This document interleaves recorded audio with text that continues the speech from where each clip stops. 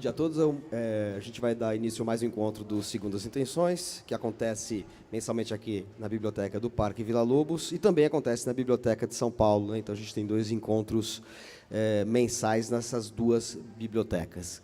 É um grande prazer receber hoje o escritor, poeta e prosador, compositor, também jornalista, Ademir Assunção, que tem uma trajetória das mais notáveis e consistentes na literatura brasileira, tanto no campo da poesia quanto no campo da prosa. Como sempre, a gente vai fazer um percurso aqui pela literatura dele, não só pela literatura, pela trajetória pessoal dele, como ele começou a escrever, como foi a aproximação com a literatura.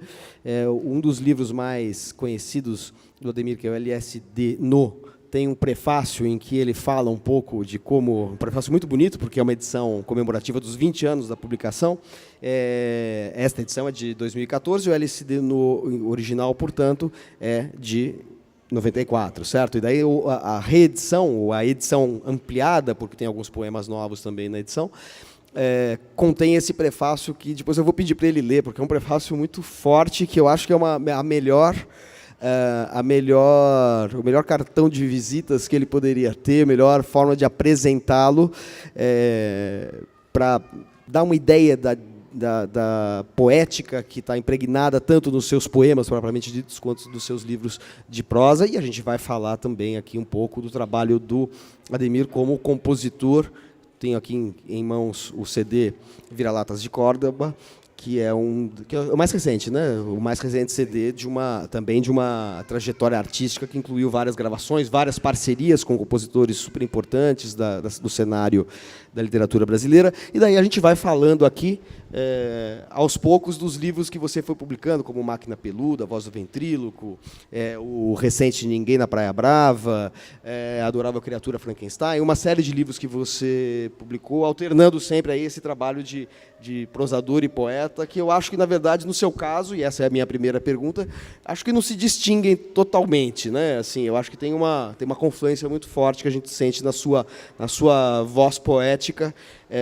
Ou seja, você tem um livro chamado Voz do Ventríloco. Você quando faz poesia, você é o ventríloco do prosador, e quando você faz prosa, você é o ventríloco do poeta que há em você. Então, você está sempre se duplicando nas suas experiências, nas suas invenções literárias. Então, já fiz uma apresentação longa demais, passo a palavra ao Ademir. Bem-vindo ao Segundas Intenções. Bom, obrigado, Manuel, obrigado, pessoal da biblioteca, pelo convite, a Sofia pela indicação. E, começando por esse ponto, agora com 2018, praticamente 40 anos, me dedicando à arte da palavra, eu posso dizer que eu me sinto essencialmente poeta. Tudo que surgiu na minha vida, os livros de prosa, tanto de histórias curtas quanto de narrativas mais longas, o jornalismo, né, que num primeiro momento eu me dediquei ao jornalismo, comecei muito cedo, e o jornalismo cultural, o trabalho com a música, tudo surgiu da poesia. É algo que pouca gente sabe. Eu nasci em Araraquara, né, no interior de São Paulo, terra do Loyola Brandão, dos Zé Celso, mais velhos do que eu. O Mário Prata também é de lá, não é? O Mário Prata não é de lá? Mário Prata, acho que não. Não? Não sei, nunca... Eu sei que alguma vinculação o Mário Prata e o Antônio Prata têm com Araraquara também. Eu acho que Mário Prata não é de lá. Talvez Leme é perto? Leme é mais ou menos perto. Eu acho que a família um pouco circulou por aquela região ali. Sempre associei o Mário Prata a Araraquara também. Eu já vi ele falar algumas vezes. Ele deve ter morado, pelo menos. Se não nasceu, morou lá em algum momento. Eu faço uma pesquisa no nosso oráculo Google daqui a pouco. Então, eu, adolescente, lá em Araraquara e tal, eu estava sendo encaminhado, eu sou o caçula de uma família de 7 filhos, e eu ia ser o que ia cumprir o destino que os outros não conseguiram cumprir, de ir para a universidade e tal, e eu estava sendo encaminhado para ser engenheiro. quando eu era criança, eu gostava de desenhar casas, eu gostava de desenhar cidades do futuro, eu imaginava as calçadas como escadas rolantes, esteiras rolantes, que hoje existe, né, na Consolação, ali no metrô da Consolação. Eu já imaginava aquilo há muito tempo e, claro, outros já imaginavam também, porque eu achava que ia ser mais cômodo, né? A gente não precisava andar, você subia na calçada e ela te levava. Enfim, tudo isso ia me levar para a engenharia e, de repente, posso dizer, do nada, de um acaso total, eu não venho de uma família intelectual, não havia uma biblioteca na minha casa, de repente surgiu a palavra e surgiu a poesia, ali pelos 16 anos de idade, e isso mudou completamente minha vida, né? Abandonei, cheguei a fazer inscrição para engenharia elétrica em Uberlândia, sul de Minas Gerais, abandonei, fui fazer jornalismo em Londrina, onde cruzei aquele meliante ali, que agora está com seu filho, J.B. Medeiros, que acabou de fazer a biografia do Belchior. E aí tudo na minha vida passou a acontecer a partir desse encontro casual com a poesia, né? Então... E como foi esse encontro? Com quais poetas? Porque não é o encontro com a poesia pode ser desde o Casimiro de Abreu até o Roberto Piva, né? Para ficar no âmbito brasileiro. Com que poesia você encontrou e que poesia foi essa que fez com que você mudasse aí de vereda? Robert Frost, poeta americano, mas antes dele... É totalmente prosaico e até engraçado, Manuel. Aos 16 anos, eu querendo minha grana ali, já tomar minha cerveja e tal, meu pai não tinha muita grana, não tinha mesada, não tinha nada, eu resolvi arrumar um emprego, tomar uma atitude drástica na vida e arrumar um emprego. E fui trabalhar num escritório de planejamento rural e paisagismo. E era um engenheiro... agrônomo de Araraquara e tal, e foi o que pintou. Eu fui como datilógrafo, não sabia datilografar, datilografava catando milho, e na entrevista, ali na rápida entrevista com ele falou: você sabe datilografar? Eu falei: sou um exímio datilógrafo. E aí, bom, arrumei o emprego e a gente trabalhávamos em 4, escrevendo os projetos, que essencialmente era o seguinte: um técnico agrônomo ia numa fazenda cujo fazendeiro tinha interesse num financiamento para fazer uma plantação de café, ou de açúcar, ou de laranja. Então, esse agrônomo ia até a fazenda, fazia um estudo técnico da possibilidade, da viabilidade da plantação e tal, e nós, os 4 ali datilógrafos, datilografávamos esses projetos para mandar para o banco, e o banco financiar, fazer o empréstimo fazendeiro. O meu trabalho era esse. Eu não sabia datilografar e, por azar, a gente trabalhava com IBM elétrica. Na época não tinha computador, eu estou falando de 1976. Tinha uma IBM elétrica que tinha umas esferas, que a gente podia trocar. As esferas eram tipos diferentes. Tinha Times, tinha Courrier, que você tirava uma esfera metálica...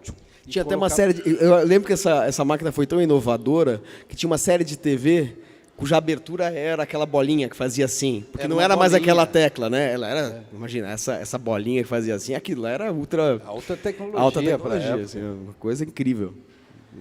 Aí eu fui nos primeiros dias, primeiros meses ali, eu vi os outros 3 datilógrafos. Porra, enquanto eu fazia meia página, eles faziam 3. Porque sabiam escrever, eram datilógrafos e já estavam acostumados com aquela máquina, que encostava o dedo, ela disparava. Você ia apertar o C, disparava várias vezes. E numa tarde, cara, angustiado, porque porra, eu querendo aquele emprego, querendo aquele dinheirinho para fazer minhas coisas e tal, e não estava vendo que não estava rendendo, né? Aí eu coloquei um papel na máquina e comecei a escrever assim, de um estalo, da minha angústia, de estar naquela situação, querer fazer aquilo, não estar conseguindo e tal. E aí eu percebi, um dos dos meus colegas, chamado Anael Aquino, que eu achei que ele, sim, ia vingar, porque já era um poeta, não tinha hábito de ler poesia e tal. De repente, eu percebi ele do meu lado ali e tal, e a hora que eu estava terminando de escrever aquela folha, ele falou, pô, você escreve bem, hein? E eu nem associei muito bem, eu associei com datilografar bem, né? Eu falei, pô, escrevo nada, eu tô aqui, vocês escrevem 3 folhas, 3 páginas, eu escrevo meia. Ele falou, não, estou falando de escrever. E aí começou a conversar sobre aquilo, tarará, e aí, sim, claro, eu tinha já contato com a poesia no colégio, aquelas coisas todas, mas, para mim, a poesia estava associada a castigo, sabe? Porque, apesar de sempre ter sido tímido, assim, eu não era um aluno exemplar, eu gostava da turma do fundão, gostava de aprontar e tal, e quando o professor queria castigar alguém, era botar lá na frente para ler Olavo Bilac, entendeu? Aqueles textos que a gente não entendia patavina e ficava envergonhado de não saber ler direito aqueles sonetos. Então, eu peguei uma certa aversão à poesia, embora antes de me alfabetizar, eu me lembro que eu arrumava livrinhos infantis, não sei de onde, principalmente minha irmã conta que ela não sabe de onde que eu vinha, porque eles vinham pedir para ela ler para mim, antes de me alfabetizar, né? Então, eu tinha uma certa aversão da poesia por esse motivo, aí, de como ela me foi apresentado na escola, né? Mas, a partir do Anael, aí sim eu comecei a descobrir, aí entrou na minha vida de vez, entendeu? Para não sair mais. E um dos primeiros poetas que ele me mostrou foi o Robert Frost, um americano. Não lembro de quem eram as traduções, mas eu lembro que tinha uma coisa de estradas, ele falava de estradas, de caminhos que você tem que escolher na vida, de caminhos assim mesmo do caminhante, uma tradição meio do Walt Whitman, né? Um pouco mais, o Whitman mais forte do que ele, foi descobrir depois. E aquilo me encantou e, a partir daí, não saiu mais da minha vida. Eu vou pedir para você ler, então, já que eu mencionei isso, aquele prefácio que você escreveu para o LSD No, porque eu acho que dá um pouco, retoma um pouco essa... Quer pegar aqui? Eu tenho aqui, ó. Pega aqui. As óculos. Depois que a gente faz 30 é um problema, né? Eu também. O problema é quando você já está começando a deixar, né, os 50, como é o nosso caso. Que eu acho que é um prefácio que sintetiza, como eu falei inicialmente, um pouco também a maneira como você fez a poesia, a ficção e a música confluírem para o teu trabalho. Esse é um prefácio que eu escrevi, como o Manuel já mencionou aqui, nessa edição de 20 anos, né, do LSD No, saiu a primeira edição em 94, pela editora Iluminuras, e essa saiu em 2014, é uma edição muito bonita, né, o Vanderlei Mendonça, da Demônio Negro, que faz as edições com pano alemão, pequenas tiragens, né, saíram... se eu não me engano, foram 150 ou 200 exemplares, mas com uma edição muito bonita, né? Que se torna rapidamente objeto de colecionador. E aí, nesses 20 anos, eu resolvi fazer uma rápida reflexão, sabe, muito ligado a isso que eu estava contando, como que surgiu a poesia na minha vida e como ela se instalou. E aí eu escrevi esse texto que se chama Aviso aos Aventureiros, e que está dividido em 2 partes, e começa assim. Foi quando ouvi Jimi Hendrix tocando Hey Joe, canção de Billy Roberts, num velho vinil de capa incandescente, que a centelha se tornou um incêndio. Pensei no ato. Quero escrever com a mesma eletricidade com que Hendrix toca essa guitarra. Logo em seguida, descobri a escrita de Torquato Neto. Constatei que era possível. Aqueles 5 minutos e 13 segundos, tempo que dura a pequena saga de Joe, com aquela arma na mão, mudaram definitivamente a minha vida. Isso já é um momento posterior a essa história que eu contei, né, que foi quando despertou a poesia para mim. Aqui já, quando eu passei a entender que eu não ia me livrar dela, ia passar a escrever poesia, né? Ia ser uma coisa da minha vida mesmo. Eu já estava tentando definir, achar uma linguagem para o que eu estava querendo formar, né? Eu era apenas um garoto de 17 anos, sem dinheiro no banco e sem parentes importantes, mas o vento soprou a meu favor. O JB gosta dessa passagem especialmente porque é uma citação do Belchior, né? É uma propaganda do meu livro, isso aí. Ele falou que é uma propaganda do livro dele, porque está sem o áudio dele, por isso que eu estou repetindo. Um verdadeiro vendaval. O mundo passou a se movimentar muito rápido. Como um ímã, comecei a atrair para perto de mim tudo o que encontrava de mais radical. Paulo Leminski, William Burroughs, Allen Ginsberg, Augusto de Campos, Roberto Piva, John Lee Hooker, James Joyce, Arrigo Barnabé, Sérgio Sampaio, Itamar Assunção, Samuel Beckett, Augusto dos Anjos, Frank Zappa, D.T. Suzuki, Alan Watts, Arthur Rimbaud, um autêntico Big Bang que não parou de se expandir. Eu não sabia para onde estava indo com aquela arma na mão, mas sabia que nunca mais ficaria no mesmo lugar. Queria estar no olho do furacão. Queria entender o que estava acontecendo à minha volta. Queria me entender. A poesia foi uma prostituta generosa com aquele garoto perdido no meio do redemoinho. Tomou-me pela mão, colocou-me na estrada e disse bem perto dos meus ouvidos: vem comigo, no caminho eu explico. O JB sabe do que se trata. Na estação Alcazuza. Quando falo em poesia, não estou me referindo apenas a versos escritos em livros. Estou falando de linguagem, daquela eletricidade sutil ou desafiadora que circula nas páginas, nas músicas, nos quadrinhos, no cinema, nas artes plásticas, nas pernas enlouquecedoras das meninas que eu via nas ruas. Queria me deleitar com cada uma delas, mais ou menos consciente dos perigos reservados aos que se aventuram nos confins da noite. Este é o caldo, a sopa orgânica que deu origem a este livro que você tem nas mãos, e de todos os outros que vem escrevendo. Aqui, o voo inaugural, ensaiado durante muitos anos, até que se organizasse em forma de algo que eu achasse digno de tornar público.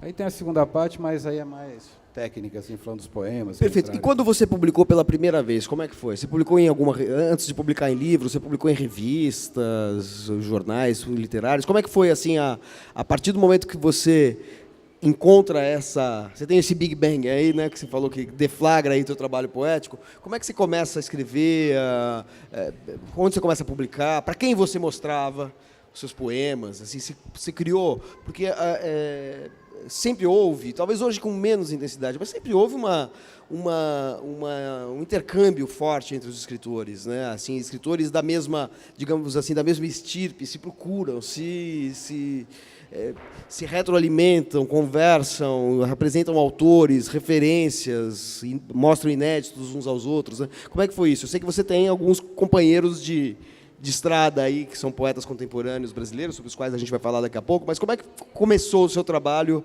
de escrever e tornar público o que você estava escrevendo? Bom, Manuel, eu publiquei o primeiro livro de poesia, Alexis Denot, já com 33 anos de idade, né? Quer dizer, um tempo já razoável. Por quê? Porque eu comecei a trabalhar em jornal.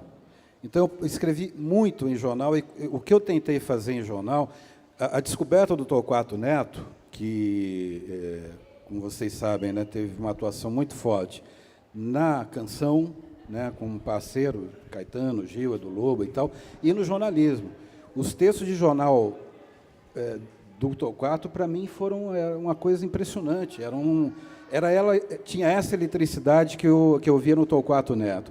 Então, como eu comecei a trabalhar muito cedo em jornal, né, eu comecei a escrever em Araraquara, no Imparcial, logo desse contato aí com a Anael, logo em seguida, e aí resolvi fazer o curso de jornalismo em Londrina, e antes de terminar o curso eu já estava trabalhando na Folha de Londrina, que era um jornal muito respeitado de todo o interior do Brasil. Tinha um jornalismo realmente muito bom.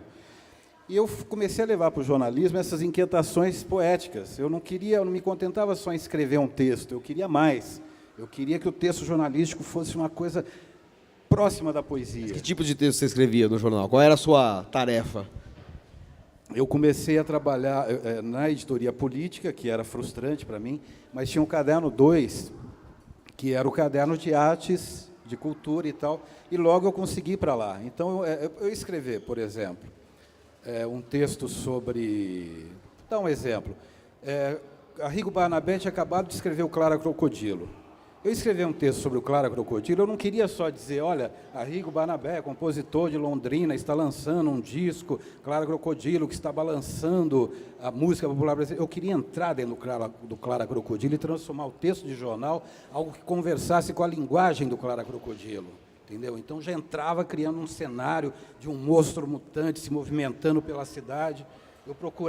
Eu experimentei muito no jornalismo, muito. Tive a sorte de pegar um período que a gente teve mais liberdade, muito mais do que hoje, que, na minha opinião, o jornalismo está numa temperatura baixíssima, né? Então, acho que isso retardou aquela ansiedade de publicar em livro, poesia. Claro que era outra coisa, era jornalismo. Mas aí você tem razão, a gente logo vai identificando os pares, né? Aqueles com quem você fala, porra, é natural, você faz amizade com várias pessoas e com algumas você se identifica mais, essa amizade se prolonga ao longo da vida, né? Então, eu comecei lá em Araraquara, ainda depois em Londrina, onde as coisas realmente começaram a acontecer muito rapidamente para mim, foi em Londrina, você começa a identificar, né, as revistas, né, de poesia sempre circularam, a revista Iman, em Vitória, tinha uma revista em Fortaleza, lá nos anos 80, o Saco, enfim. Aí você vai identificando, entrando em contato por carta, o que era muito mais legal, porque hoje você entra em contato pelo Facebook, por exemplo, você já entra, às vezes as pessoas já entram, nem abre a porta, né? Já entra assim, vai entrando de um jeito e fala, pô, você se apresentava, as cartas tinham que ser mais longas. Né? E aí, veja, leia meu livro. Não, você ia criando diálogos, né? E aí sim comecei a publicar em revistas, revistas literárias, né? Tinha o Nicolau no Paraná, em Curitiba, a Iman em Vitória, Bric a Brac em Brasília, várias. E a gente ia publicando e aparecendo no meio, os outros poetas iam conhecendo, até eu chegar Eu só publiquei o LSD No com 33 anos, quando eu tinha certeza, eu tenho algo para apresentar. Porque é algo muito sério, né, porra? A poesia é feita há milênios. Você entrar em campo e você precisa, né, bater uma bolinha razoável para não fazer feio. Né? Então, o LSD No, eu falei, não, agora eu me seguro. Se a torcida vir para cima, eu me seguro. Ao final do LSD No, você coloca uma espécie de verbete, na verdade. Você coloca 3 verbetes, assim, explicando o que é LSD, o que é No e o que quer dizer LSD No. Obviamente que o significado de LSD e de No são significados... se não dicionalizados, pelo menos consensuais, porque o LSD é o ácido lisérgico, né? E, o No é um gênero do teatro japonês, tal. Agora, a junção dos dois vem num terceiro verbete, que daí é de sua própria autoria. Né? O que significa esse título, LSD No? Então... O que ele diz sobre o livro? Puta, aí é uma longa história, viu? Mas tentar sintetizar. Muitos críticos, muitos leitores identificam uma parte do meu trabalho de poesia, acho que poesia principalmente, com a geração beat americana, né? Com Burroughs, com Ginsberg, com Kerouac, que eu nem, falar a verdade, o Kerouac eu nem gosto tanto, assim. Gosto mais do Burroughs e do Ginsberg. Eu acho que Kerouac, às vezes, até um pouco ingênuo. Quando ele vai para o Zen, por exemplo, o Zen dele é um Zen ingênuo. Mas, enfim, de fato, tinha essa ligação um lado meu com rock and roll, né? Foi mostrado aqui, Jimi Hendrix, foi muito importante definir o tipo de linguagem que eu queria escrever. Eu fumei e traguei, né? Ao contrário de muita gente que não tragou. Esta frase, salvo engano meu, foi o Bill Clinton que falava, né? Ou foi o Fernando Henrique que falava? Mas acho que não sei se os dois falaram, então. Talvez não o Fernando Henrique falava, já fumou maconha? Não, eu fumei, mas não traguei. Que era um jeito de falar, enfim, era um jeito de falar que era moderno, mas ao mesmo tempo era conservador. Enfim, uma típica atitude de chegar em cima do muro, que não é exatamente surpreendente no caso. Agora o FHC até defende mais enfaticamente, né, a liberação.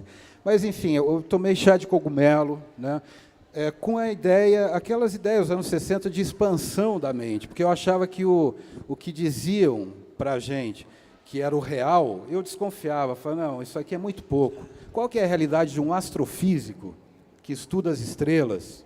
Entendeu? Qual que é a realidade de um gafanhoto? É um ser vivo tanto quanto eu. O que vê o olho do gafanhoto? Entendeu? Qual que é a realidade de um astronauta? Essas molduras que, principalmente o jornalismo, a TV e o jornalismo impresso e radiofônico cria, é de uma realidade extremamente reduzida e manipulada, né? Todo dia acontecem milhões de coisas no planeta com as pessoas. Todo dia está acontecendo milhões de coisas no universo. Então, vinha de uma ideia de, não, eu nunca fui um junkie, doidão, eu queria mesmo... Eu desconfiava que a realidade escondia muitas outras coisas. Então, tinha um pé nisso. Por outro lado, tinha um pé muito forte na poesia concreta. Eu fiquei encantado quando eu vi os primeiros poemas concretos. Falei, caramba, mas é possível fazer poesia dessa forma, então, também? Não precisa só ser com versos, uma linha embaixo da outra e tal. Aqueles poemas, principalmente do Augusto de Campos, que você podia ler em várias direções. E aquilo se ligava àquela minha desconfiança da representação da realidade que era mostrada, né, nos meios de comunicação de massa. Então, o LSD, eu procurei trazer como uma síntese desse lado, sabe, dos beats, do rock and roll, da expansão da mente e tal. E, por outro lado, eu sempre tive essa coisa de contenção. Tive um interesse despertado muito grande, muito cedo, muito pelo contato com Paulo Leminski, que era faixa preta em judô, né, tinha uma prática zen, né, porque o zen, que me interessa mais do que o budismo, muito mais, o zen é a prática. Você pode fazer meditação, usar zen, você pode fazer judô, você pode fazer o karatê, que é uma prática, não é um conhecimento que você pode aprender intelectualmente. Você necessita de uma prática. Você imagina dois samurais num combate onde um deles não vai sobreviver. Se ele ficar teorizando sobre o uso da espada, a cabeça dele já foi.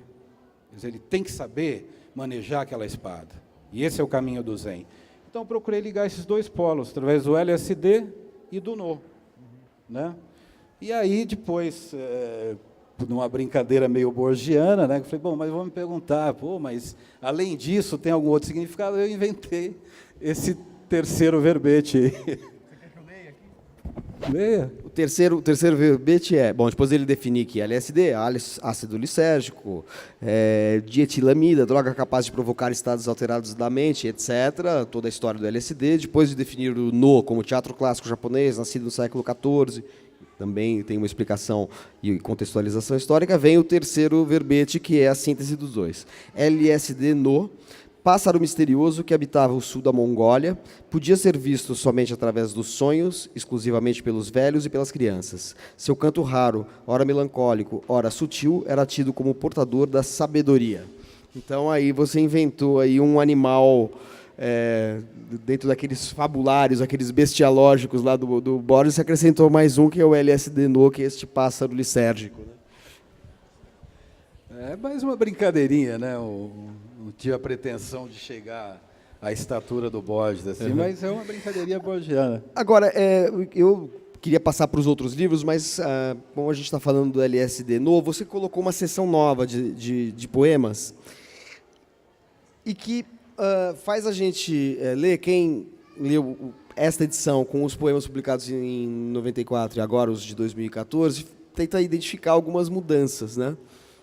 A minha sensação, lendo os poemas, e daí forçando um pouco a leitura, acho que se eu tivesse lido como se todos os livros, os poemas tivessem sido publicados originalmente em 94, eu não ia me colocar essa questão. Mas como está apresentado na edição isso, você começa a querer, né, você começa a tentar identificar, você é convidado a identificar alguma mutação. Os poemas são realmente muito posteriores, os que foram anexados agora, os que foram acrescidos? Ou eles tinham ficado de fora só por uma questão editorial? Não existiam na época. Eles foram sendo feitos ao longo desses 20 anos, né? Alguns muito recentes a 2014. Então, daí, eu faço essa pergunta prévia para saber se... Agora curioso de saber a sua leitura. E justamente, a minha sensação é que estes poemas, eles saem um pouco de uma experiência subjetiva, visionária, e tem uma dimensão que a gente poderia chamar de crítica, que está presente em outros livros seus, em relação ao universo das celebridades, da indústria cultural, do jornalismo. São poemas que falam um pouco mais da rua, que falam da situação social da poesia. Não são poemas de intervenção social, engajados, nada disso, não estou falando isso. Mas eles têm um pouco este pé nessa realidade, vamos dizer, tem um enraizamento maior no tempo histórico, talvez, do que os poemas originais, o conjunto original de poemas. Estou enganado em relação a isso? Não, acho que não, Manuel. Acho que não.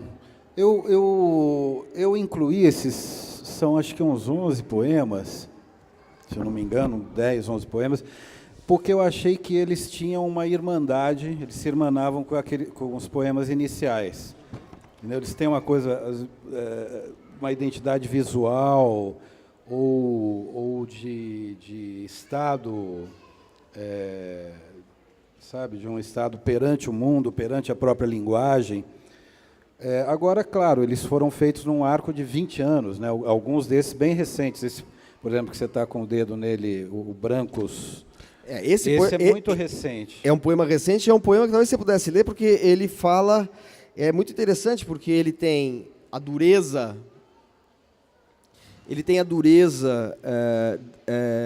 a materialidade, o poema. Né? Ele tem a dureza da matéria-prima que ele trata, que são os ossos, mas ele transforma os ossos numa espécie de redução... de toda a experiência humana a um estado orgânico primitivo, da onde a gente veio para onde a gente vai voltar, que é a nossa condição de poeira óssea, para usar isso, e aí a questão que eu digo que é social, que se insinua aqui, embora não seja, para colocar isso na perspectiva da questão racial, da questão histórica, que, de alguma maneira, o poema fala, olha... brancos, negros, judeus, muçulmanos, acho que muçulmanos nem estão mencionados aqui, mas judeus sim. Todos nós somos osso do mesmo osso. Né? A gente tá, esse, e o poema tem essa dureza, ele traz para... você pratica aquilo que eu acho que você faz isso em toda a sua poesia, aquilo que os poetas concretos, já que eles são referência para você, chamam de isomorfismo, ou seja, a matéria falada, ela também se traduz formalmente, a forma é um pouco... composta pensando no seu conteúdo, ou seja, a relação entre forma e conteúdo não existe enquanto separada. Na verdade, as coisas são conjuntas, né? A forma presentifica, talvez mais até do que o significado das palavras, aquilo que está sendo dito no poema. O poema faz mais do que ele diz. Né? O poema faz, ele não diz alguma coisa. E eu acho que talvez isso seja uma concepção de poesia forte, que perpassa uma certa poesia do século XX e até nós, uma poesia que investe muito nessa singularidade da linguagem poética em relação a outras manifestações verbais. Mas voltando ao poema em si, se você pudesse ler, eu acho que ficaria claro para quem está nos assistindo aqui na Biblioteca do Parque Vila Lobos e quem nos assiste pelo site da biblioteca, que essa ideia do osso, dos ossos brancos, como algo que unifica essencialmente as nossas diferenças sociais, fazendo com que essas diferenças sejam colocadas na sua justa perspectiva, na sua justa dimensão, e com isso criticando, ou questionando, ou descartando os juízos e os preconceitos de ordem racial, social, etc. Acho que isso é muito forte neste poema. Que talvez você possa ler depois, ou antes de ler, mostrar aqui como ele é formalmente, né? Porque ele é um poema que tem um aspecto visual, quer dizer, além dessa dureza óssea que eu falei, que é do próprio encadeamento das palavras, enfim, o aspecto semântico, sintático do poema, também tem uma forma de composição que isola aí algumas palavras e dá assim dá um peso, como se fosse uma tônica dominante, um timbre mais específico a algumas palavras dentro de um conjunto de palavras que estão desenhadas, compostas em cores diferentes. Esse é um poema tipicamente concreto, né? Indisfarçavelmente concreto. E bom, ele tem uma dimensão obviamente visual, está explícita aqui, né? Esse poema saiu em 2014, deve ser de 2013, saiu muito próximo da publicação do livro. Todas as palavras, né, brancos, obviamente está em branco. Eu queria fazer um jogo com branco e preto, né, dos brancos, humanos pretos, jogando com preconceito, a quebra do preconceito. E o preto no fundo, né, no fundo preto, a palavra branca brancos escrito em branco. E nesse momento eu já estava sentindo, eu não sei se vocês já estavam percebendo também, aquele ódio, né, que despertou depois, principalmente acho que em 2016, ficou muito claro, né, contra a esquerda, né? Então por isso que eu coloquei esse vermelho também. Sabe? Isso está aí uma dimensão. Por isso que é bom conversar com o próprio poeta, porque muitas vezes eu falei uma série de coisas sobre o poema, mas esse significado cromático não tinha me ocorrido. Porque esse é um poema sobre, essencialmente, anti-preconceito. Uhum. Né? Eu vou ler, vocês vão perceber. E também, além desse ódio ali que eu já estava percebendo, o sangue é vermelho. Uhum. Né? Então a gente tem aqui o branco, o preto e o vermelho, que constitui, a menos que realmente se comprove que os reis tenham sangue azul, que se consta que todo mundo tem sangue vermelho, então, e ossos brancos, né? Então, eu quis usar esses elementos visuais não como ornamento, né, que é exatamente onde a poesia concreta atua, não ornamento, mas tornar significante. Quer dizer, tudo aqui é significante, né? E por isso ele toma essa forma, ele tomou essa forma, ele surgiu como ideia dessa forma. E ele tem a dimensão sonora, inclusive nos meus shows, às vezes eu leio, e vou tentar fazer uma leitura mais ou menos próxima do como eu faço. Ossos de brancos e pretos são brancos, ossos de alemães e africanos são brancos, ossos de americanos e russos são brancos, ossos de esquimós e chineses são brancos, ossos de ateus e judeus são brancos, ossos de mulheres e homens são brancos, ossos de macacos e ratos são brancos, ossos de jovens e velhos são brancos, ossos de touro e toureiro são brancos, ossos de bentivis e cavalos são brancos, ossos de vivos ou mortos são brancos, ossos são ossos e brancos, e tudo o que sobra são ossos. Né? Então, esse poema é isso. É um poema que acho que fica muito claro, né? Que é um poema... Virou um rap, né?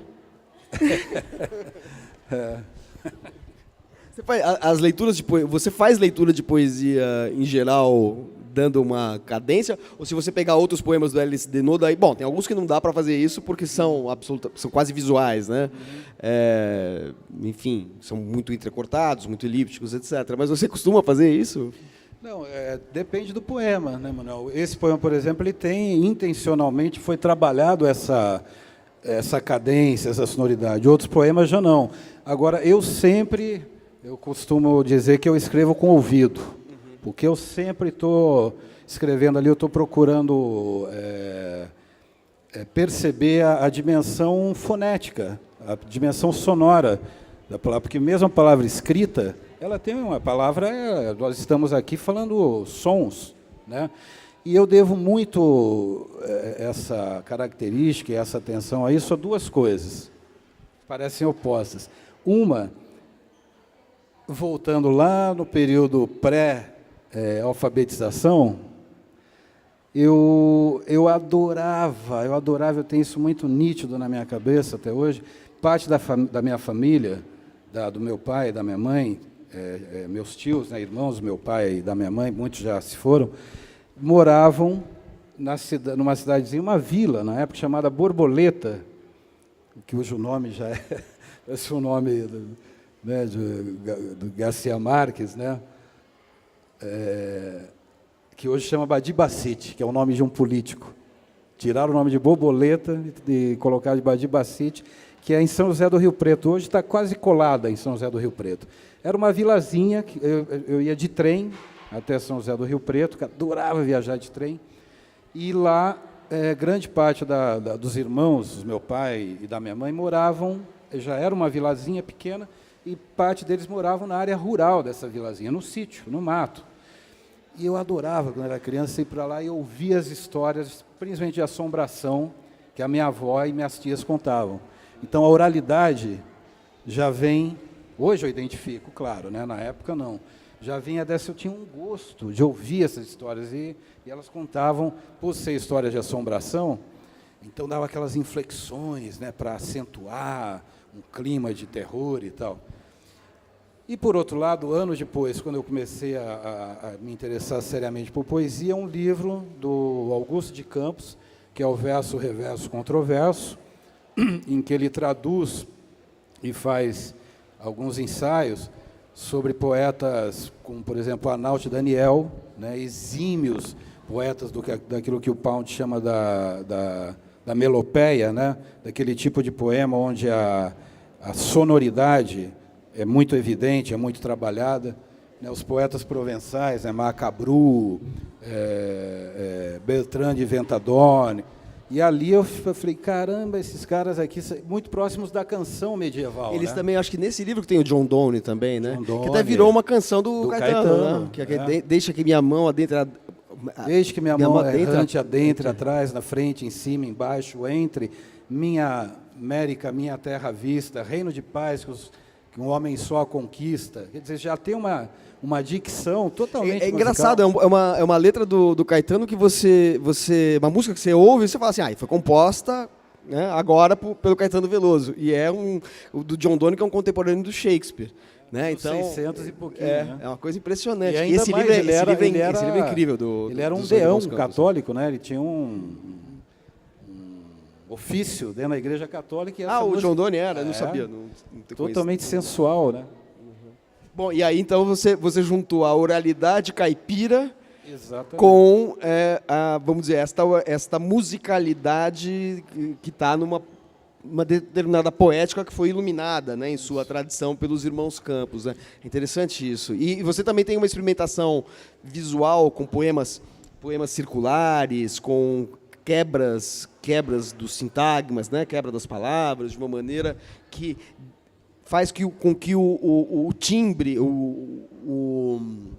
como a gente fala, assim, a sonoridade da palavra se explicite. Né? Quando você quebra a palavra, você faz com que com que o som, por exemplo, de uma consoante ou o som de uma vogal se ilumine. Né? Então, você tem uma decomposição da palavra que tem um sentido sonoro também. Né? Quando você decompõe uma palavra, não é só uma decomposição visual. Você também você isola o timbre que forma os fonemas, vamos dizer assim. Né? Então, é um procedimento que é interessante, porque, ao mesmo tempo, ele lida com essa materialidade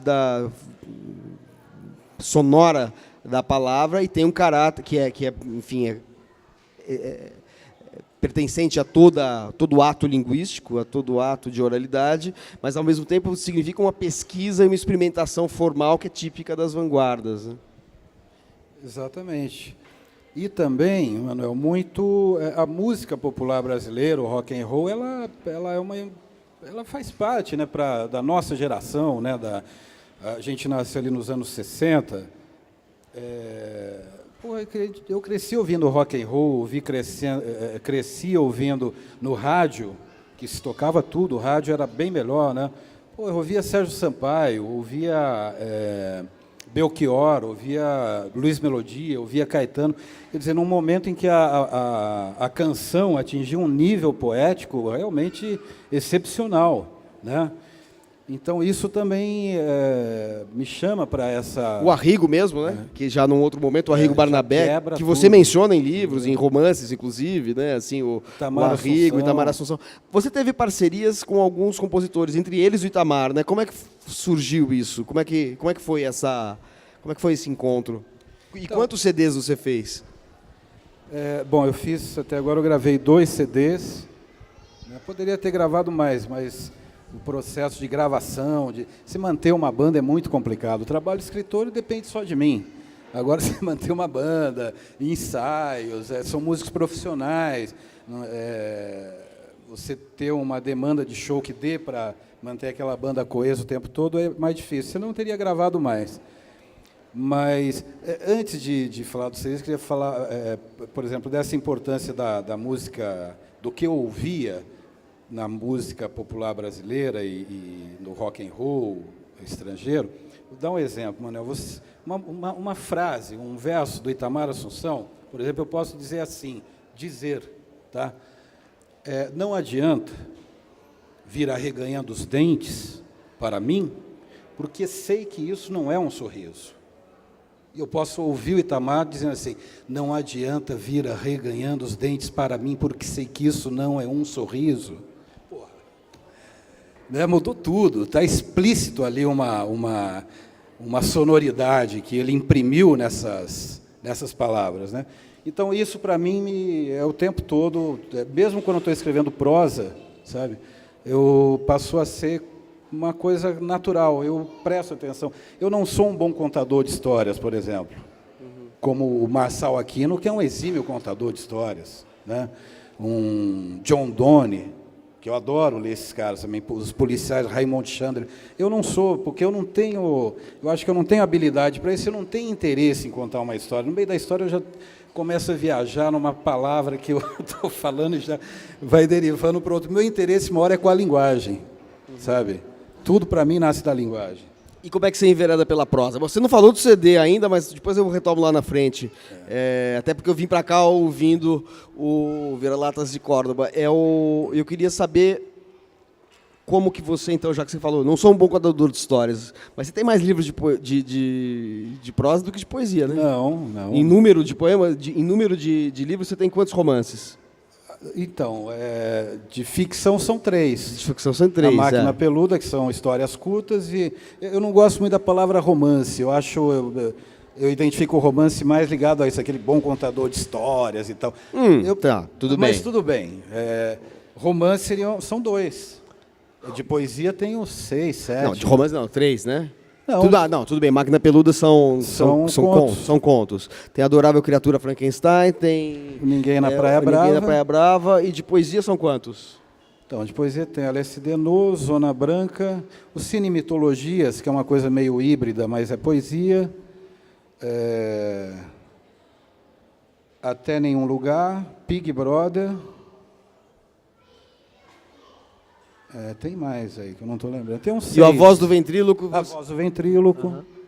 É mais poesia.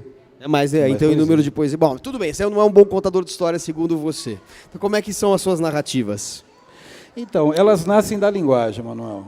Elas nascem da linguagem e de intenções de muitas vezes até ironizar com o próprio mundo da ficção, da prosa.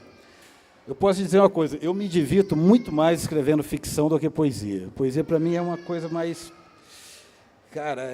às vezes até dolorosa, dá trabalho, e às vezes eu vou cavocando assim nos baús, porque toda manifestação artística tem muito de inconsciente, né? Muito. Claro que tem as intenções, a linguagem que você vai criando, que você vai desenvolvendo ao longo do tempo, mas acho que a centelha criativa, muitas vezes, você não... de onde que vem isso? Vem lá do teu baú. Então, a poesia, para mim, está mais associada a isso. A prosa, eu me divirto me vingando de todo mundo que me sacaneia. Sabe?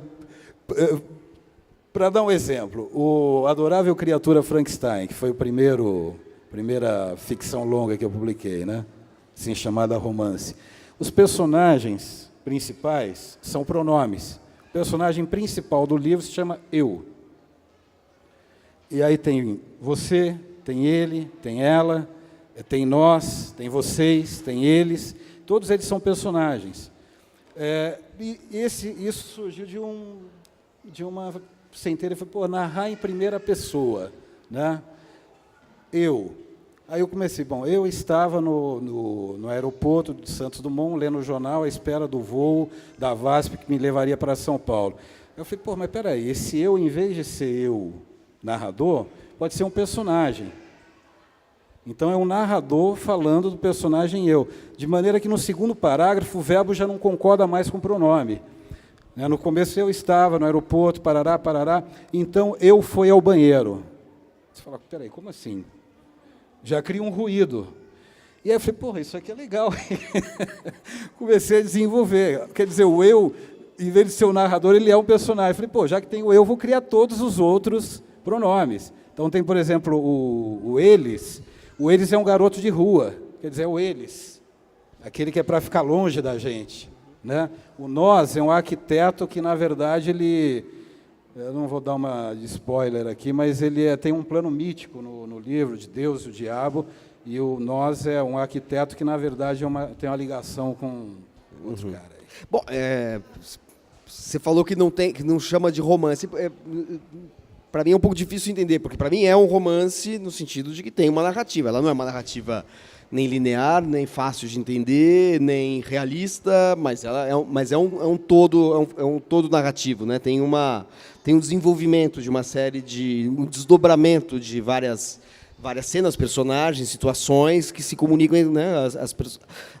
Personagens e cenas se comunicam entre si, uma certa relação de causalidade, digamos assim, que é característica do romance. O que você poderia dizer sobre este romance em termos de enredo, de narrativa e de algumas temáticas que são transversais dentro do romance, né? Você falou dessa cena do aeroporto, você tem uma cena de ir dar uma entrevista, tem uma questão assim, de um pouco da indústria cultural, da televisão, dos meios de comunicação, do jornalismo cultural, tem uma série de vinganças pessoais ali que a gente não sabe exatamente. É tudo brincadeira. Né? Claro, mas você faz assim, você vai vendo ali alguma coisa assim, né? Você pode ou não, se você trabalha nessa área, vestir a carapuça ou não, daí, assim, tem uma série de dimensões ali, é uma certa cena contra a qual a sua narrativa se insurge. Mas qual é o enredo que se você tivesse que apresentar este enredo para quem nos assiste aqui, como é que você apresentaria? Rapaz, como eu te disse, como eu sou um péssimo contador de histórias, eu não sei. Resumidor, então, nem se fala. Mano. Começa pelo título. Assim, o título, aliás, ele é o... Agora eu não me lembro se é o título ou se é um verso de um poema que está no Zona Branca. É exatamente isso, Adorável Criatura Frankenstein. Esse título somos hoje, todos nós somos um pouco adoráveis criaturas Frankensteins. Se a gente pensar num Dante Alighieri no século XIV, cara, o que o Dante Alighieri tinha em torno dele, em termos de outras linguagens artísticas? Não existia cinema, não existia quase que o livro impresso, ainda estava começando o livro impresso, né? Você tinha livros ainda copiados por copistas, né? A música, você tinha a música de câmara ali, se você tivesse acesso a alguma corte, né? Ou a música popular, dos saltimbancos. Nós não, nós estamos num ambiente, a gente é bombardeado pelo cinema, pela televisão, pela indústria musical, a própria indústria editorial, a quantidade de referências que a gente tem que se deparar hoje em dia é imensurável. Então, isso tudo, no fundo, somos todos cacos, meio cubistas, sabe? De um pedaço disso, um pedaço daquilo. Por isso somos adoráveis criaturas Frankensteins, todos nós. É uma costura, né, de uma perna do Champ, a outra perna de, sei lá, de Caetano Veloso, uma orelha de Tarantino, né? E a gente é mais ou menos isso hoje em dia, pelo ambiente que a gente vive. E eu acho que o título tem mais, fala mais do enredo do que... Eu não sei, eu saberia dizer qual que é o enredo. É o eu, que é um escritor, que ele pensa que ele está contando a história dele, né? Num determinado momento ele percebe que ele é só um personagem, existe um narrador. Tem uma duplicação, né? Oi? Tem uma espécie de duplicação, né, de personalidade, uma coisa meio de... Não é? Ele percebe que ele acha que ele é o rei da cocada preta. Ele é um escritor, ele vai dar uma entrevista num programa, o Letra Viva, que obviamente é uma referência ao Roda Viva, da TV Cultura. E, em um determinado momento, ele percebe que não, ele não domina a história, não é ele que está contando a história, ele está sendo contado por um narrador, e aí ele se revolta, porque ele só se ferra na história, na verdade. Ele se apaixona e a paixão dele não dá certo, ele só se ferra. E aí, nesse momento que ele percebe que ele é só um personagem, ele vai querer tomar satisfações com o narrador. Fala, pô, mas caramba, que história é essa de que eu sou um personagem? E aí, quando ele vai até o narrador fala, não, mas também não sou eu, tem um autor. Eu sou apenas um narrador, quem manda aqui é o autor. O enredo seria mais ou menos esse. No meio, ele vai... Todos os personagens têm nomes. Os personagens centrais são pronomes. Os que têm nomes são celebridades. Então, tem Caetano Veloso, Washington Oliveto, o Antônio Carlos Magalhães. Personagens reais, quer dizer, viventes, e personagens reais, também não viventes, porque ninguém me convence que o Pernalonga não é real. Sem dúvida. Nós convivemos com o Pernalonga desde criança, sou fã do Pateta.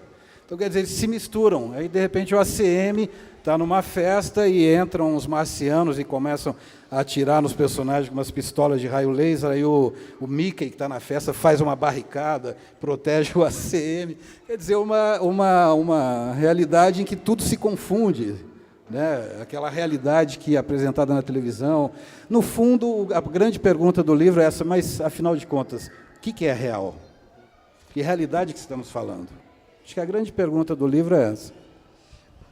De alguma maneira, esse seu procedimento de batizar seus personagens com nomes um pouco convencionais também acontece no Ninguém na Praia Brava, que daí é na forma de um diário que tem algo deste universo também um pouco transtornado, né, da sua personagem, que está numa praia, que tem uma série de encontros, enfim, com outras personagens e participa de algumas, digamos assim, de algumas práticas eróticas coletivas, digamos assim. Estou falando de uma orgia, uma suruba ou coisa parecida. Enfim, aí é um livro em que você tem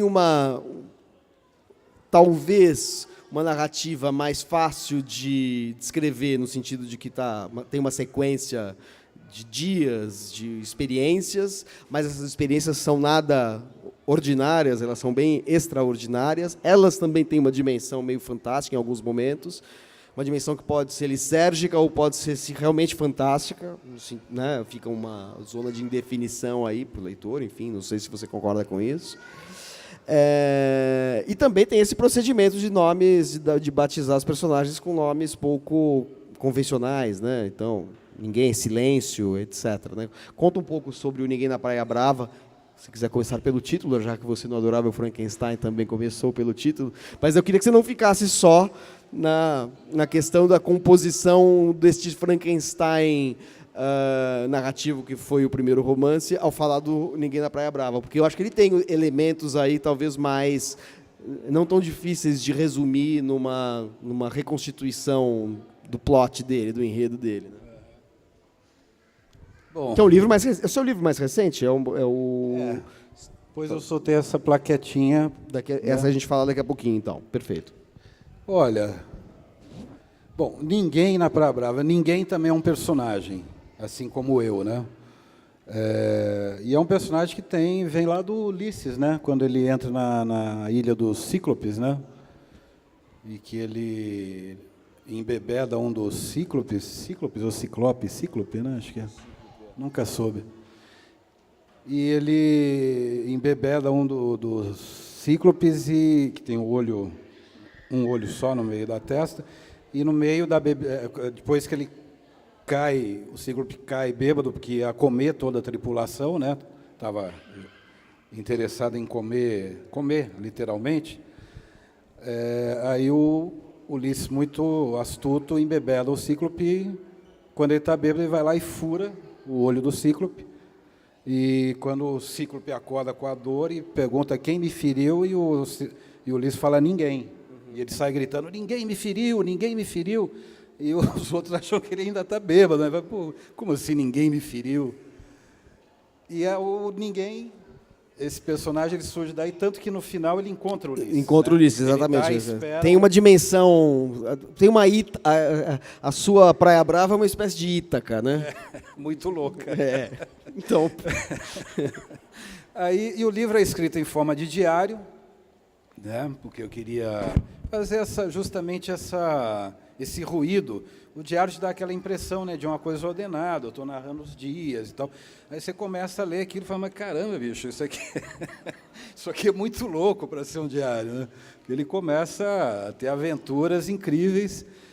E uma característica desse livro, como acho que é da minha prosa que eu estava falando, por isso que eu tenho dificuldade em associar ao termo romance, o ninguém, na verdade, ele está escrevendo um diário. Aí, em um determinado momento, ele está duro, né, ele está sem grana, ele resolve, ele fala, pô, eu poderia transformar esse diário numa ficção, né, e começa já a delirar, né? Bom, aí essa ficção vai ser adaptada para o cinema, pelo Champagne, eu vou ganhar um Oscar de melhor roteiro adaptado, e vou ganhar $7 milhões e vou comprar uma casa na praia sem morcegos, porque ele está perturbado que a casa que ele alugou está cheia de morcego no teto. E ele não consegue... Você acha que isso é um romance, Manuel? Me fala. Então, mas aí você tentando dizer que é um romance, apesar de você mesmo, sim, porque como ele tem esse tipo de, vamos dizer assim, de desvio em relação à normalidade, mas a forma diário acaba organizando este caos, né? acaba colocando isso numa certa sequencialidade aqui. Gozado, você falou dos morcegos, eu estava exatamente numa página que fala justamente do Ulisses, de Circe e Calipso, e fala dos morcegos, né? Enquanto você falava aqui, eu estava lendo... Você selecionou algum trecho desse livro para ler? Selecionei um que faz sentido lendo ele isoladamente, senão quer fazer essa leitura, então, para a gente... Mas eu acho que faz sentido, quer dizer, é um romance. Esse tipo então que seja. Vamos dizer assim, de fragmentação narrativa, ela é unificada pela forma diário, né, de alguma maneira. Então, na verdade, existe uma coerência interna dentro de algo que é da ordem do disparatado, do nonsense, do louco, do lisérgico, do delirante, né? Então tem uma ordem, assim, tem um pensamento romanesco literário ali, né? Assim, enfim, claro que não é um romance convencional, né? Mas o romance convencional, o romance não convencional já é uma coisa com a qual a gente se acostumou. E você, no começo dessa conversa, quando você falou em Beckett, por exemplo, né? Acho que a gente já está suficientemente treinado para ler essa forma narrativa que talvez traduza mais realistamente a nossa experiência do que o romance realista, né? Porque a nossa experiência é descontínua, né? Quer dizer, acho que a sua explicação sobre o adorável criatura Frankenstein é muito precisa, né? Porque assim, nós somos, você falou, o romance é assim porque nós somos colagens, né? Talvez o Dante Alighieri não fosse, no século XIV, uma colagem de outras pessoas, de outras identidades, de outras linguagens, mas nós somos. Portanto, um romance, vamos dizer, partindo da ideia de que o princípio do romance é um certo pacto realista, o romance representa a realidade, um romance que não soe realista, como é o caso dos seus, de certa maneira, ele é realista de uma maneira desdobrada, indireta. Ele é realista no sentido que ele é fiel à nossa maneira fragmentária, caleidoscópica, desmontada, e de perceber a realidade, de nos remontarmos subjetivamente, né? Enfim, não sei se é uma coisa que te ocorre, se você pensa um pouco nessa relação entre o caráter de representação de realidade que o romance tem e o caráter e a maneira como você representa de uma maneira não mimética, não realista, não convencional eu parto tudo realidade. Daí. Assim, eu questiono essa representação da realidade. Tá? Agora, por exemplo, eu seria incapaz, Manuel, de criar um personagem psicologicamente denso, uma Capitu, por exemplo. Eu não tenho essa habilidade, mas não você tenho gosta, saco. E você sabe? gosta, mas como leitor você gosta ou não? Gosto muito. Do romance realista? Gosto muito. Você estava falando, pô, Marçal Aquino, a maneira como ele narra, John Fenty, o romance policial, gosto muito. Mas eu sempre, todos os meus livros de ficção nascem dessa desconfiança. Eu leio como uma história. Né? Se a gente pensar no cinema, às vezes o cinema americano parece tão real, parece que aquilo é a vida real, né? E não é, são histórias. Eu acho que o Tarantino, por exemplo, eu acho fantástico quando ele exagera aquela coisa, o sangue que tem no Tarantino. Pô, um personagem leva um tiro, pá, pula, jogado na parede. Né? Aquilo eu acho legal porque ele está mostrando, peraí, isso aqui é cinema, viu? Entendeu? Mas, enfim, voltando ao enredo do Ninguém na Praia Brava, aí o Ninguém ele quer transformar o diário num romance, e aí ele resolve ter uma ideia genial, ele resolve chamar o Kurt Vonnegut, que é autor do livro Matadouro 5, que o Ninguém na Praia Brava está colado ao Matadouro. Ele está colado. Quem lê os dois livros, um na sequência do outro, vai perceber e é uma intenção meio, talvez os críticos chamariam de pós-moderno, aquilo que se remonta a uma outra coisa, né? E aí ele resolve chamar o autor do Matadouro 5 para ser o narrador do livro que ele quer escrever. Só que ele não deixa o Kurt Vonnegut assumir a narrativa. Ele continua, e aí começa a ter conflitos com o Kurt Vonnegut. O Kurt Vonnegut traz o Billy Pilgrim, que é um personagem do Matadouro 5, e o Billy Pilgrim, por ter tido um acidente aéreo e ter ficado em coma e ter tido um traumatismo craniano, entre outras coisas, ele passa a desenvolver a capacidade de se deslocar no tempo e no espaço. Então, ele vai para o espaço, ele vai para um planeta chamado Traufamador, onde os traufamadorianos e traufamadorianas têm uma forma de desentupidor de pia grande, e eles... e aí por aí vai. É uma viagem alucinada, mas tem tudo, não é gratuito, sabe? Tem tudo isso, tem a ver, a essência está nisso. Eu desconfio de que o romance realista, assim como o jornalismo, representam a realidade, sabe? A realidade está muito além das palavras, sabe? Muito além. Acho que aí vem o meu lado zen, sabe? Da desconfiança. É o paradoxo, né? Trabalhar 40 anos com a palavra e desconfiar dela. Mas é algo que já está no seu primeiro livro, né? No LSD No tem um poema que fala isso, né? De uma experiência para além das palavras, que eu acho que é um pouco o que alimenta a sua literatura, né? Assim, usar palavras para falar de uma experiência que está além daquilo que elas são capazes de, enfim, presentificar. Se vocês tiverem alguma pergunta, me avisem aqui, porque daí a gente precisa gravar, precisa ter um microfone.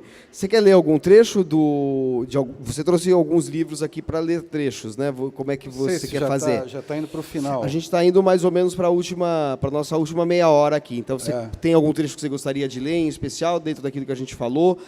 Porque a gente falou de alguns livros seus, falou de 2 livros de prosa, tem ainda o Máquina Peluda, que foi o primeiro, na verdade, né? Falou do LSD No, você falou brevemente de alguns outros livros de poesia. Então, se você quiser pontuar alguma coisa, porque, enfim, nunca é possível falar de toda a obra do autor quando ela é grande, como no seu caso. E eu ainda gostaria de que você depois retomasse o assunto das parcerias musicais e também falasse da experiência como editor de revista literária, né, que você teve, uma coisa bem mais recente, não tem nada a ver, quer dizer, não tem nada a ver.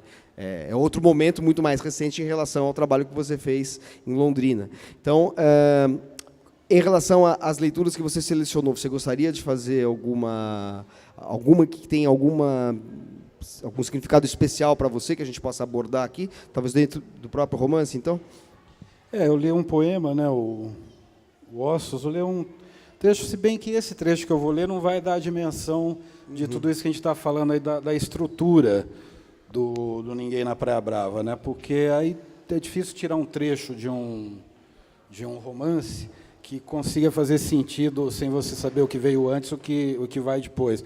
Então, eu selecionei um trecho que certamente não vai dar a ideia do que a gente estava falando aqui,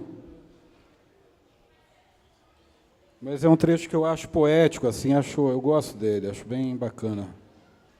E que é um texto assim, meio solto dentro da narrativa, assim, solto no seguinte sentido. O livro é um diário, ele se passa em exatamente 2 meses, do dia 5 de abril, dia 7 de abril de 2008, acho que é o dia 7 de junho. E aqui esse trecho é assim, no dia 19 de maio, que está lá o eu, lá na Praia Brava e tal, e aí, de repente, ele vem na cabeça esse texto aqui, esse trecho. Às vezes eu uivo para a lua e lembro do verso de Allen Ginsberg. I saw the best minds of my generation destroyed by madness. Às vezes eu imito um velho bêbado conversando com seu piano. Às vezes eu rio dos meus inimigos invisíveis que seguem atrás de mim na praia, tentando apagar minhas pegadas na areia. Às vezes eu olho para a cara vermelhona do sol e grito a plenos pulmões: é isso aí, meu chapa, continue brilhando, brilhe para valer. Às vezes eu sussurro versos indecentes no ouvido de Leite Solidão, só para vê-la excitada. Às vezes eu recito diante do espelho trechos de poemas tristes que eu mesmo escrevi há mais de 10 anos. Musas sádicas me acariciam com unhas de gilete, lábios em carne viva, 1000 beijos de medusa, strippers que após a roupa arrancam a própria pele. Às vezes eu escuto os pés do tempo roçando de leve o assoalho de madeira do corredor e digo a ele: eu sei que você está aí, meu velho, pode passar, não precisa ser tão cuidadoso. Às vezes eu sonho que sou um boxer, com a cara toda arrebentada, caído no canto do ringue, e uma garota branca como uma xícara de leite diz bem perto dos meus machucados: vamos lá, querido, não jogue a toalha, vá para cima, você consegue. Às vezes eu lembro do dia em que ganhei um triciclo do meu pai e saí pela rua pedalando a milhão, feliz como um garotinho que acabou de ver sua mãe voltando do hospital. Às vezes eu tenho vontade de chorar, mas faz muitos meses que não consigo, desde maio do ano passado.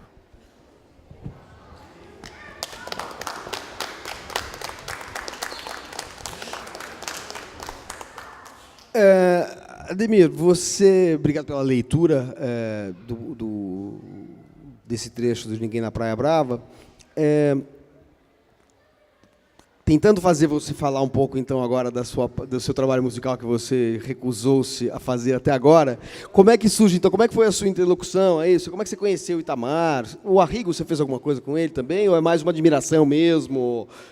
Você menciona o Arrigo em seus livros. Assim, eu acho que tem uma presença forte de um certo momento da música brasileira, que não é nem um momento, vamos dizer, daquela fase que veio da bossa nova e culminou no tropicalismo, sem que uma coisa tenha continuidade com outra, obviamente, mas que já é um pós-tropicalismo e que tem uma mescla mais aprofundada aí de referências, né? Então, a gente viu o Arrigo misturando rock com, enfim, Frank Zappa e com narrativas underground, quer dizer, o Itamar com aquela coisa que ao mesmo tempo vem do morro e da poesia concreta. É uma coisa que é uma fusão, talvez, que começa, cuja ideia germinou acho que com a Tropicália, mas que eu acho que foi realizada até melhor por outros compositores, de alguma maneira. O Itamar talvez seja uma grande expressão disso, né? Como é que foi o seu contato com ele, com outros compositores? E como é que foram os 2 CDs,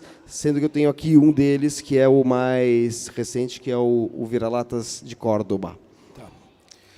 Bom, Manuel, quando eu vim para São Paulo em 1986, tá? Eu saí de Araraquara, fui para Londrina, me formei em Londrina, comecei a trabalhar no jornal de lá. Quando eu fui para Londrina, o Itamar e o Arrigo já estavam em São Paulo. Eu cheguei em Londrina em 79, né? Itamar e Arrigo já eram na cidade, eram referências fortíssimas. Lira paulistana, né? Tinha aquelas apresentações que eram antológicas, né? Da vanguarda paulista dos anos 80. Que o Arrigo é de Londrina, o Itamar é de Tietê, mas passou por Londrina, fizeram teatro, já fizeram... O embrião da linguagem de ambos já estava em Londrina. Só que quando eu cheguei, eles já estavam em São Paulo, já no Lira, já se preparando para gravar os primeiros discos, né? O Clara Crocodilo e o Beleléu. Bom, fiquei em Londrina, passei por Curitiba, vim para São Paulo em 86. Cara, os primeiros, bicho, eu quero colar nesses caras, porque eles... é com eles que eu quero conversar, entendeu? E o jornalismo ajuda muito a gente nisso, né? Você sabe, o jornalismo, para mim, lá no começo, e até hoje, assim...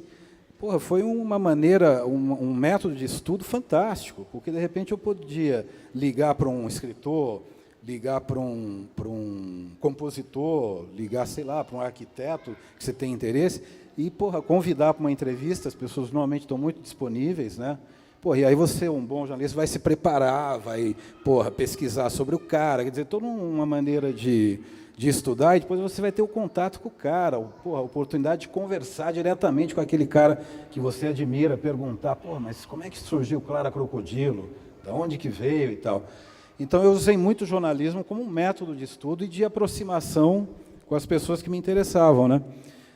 Quando eu cheguei em São Paulo, já era muito pouco conhecido como poeta, estava publicando em revistas e tal, então o jornalismo que mais foi me aproximando, e por interesses artísticos, né? Eu queria conversar com essas pessoas, eu queria saber. Então, logo eu fui entrevistar o Arrigo. Tudo aconteceu muito rápido, né? E por conta de ser de Londrina, o papo também já viu que tinha identificações, a gente já se aproximou, né? Eu cheguei em 86, em 87 o Leminski, com quem eu já tinha ligação, veio para São Paulo. Ele veio dar um curso da editora Brasilense, chamado Poesia em 5 Noites. Ele deu um curso na FAAP, ali no Pacaembu. Eram 5 noites, de segunda a sexta, em que ele ia falar de vários temas, todos ligados à poesia. A poesia concreta, a ligação dele com a música, etc. E o Leminski tinha um conhecimento impressionante, né? E uma rapidez de conexões mais impressionante ainda.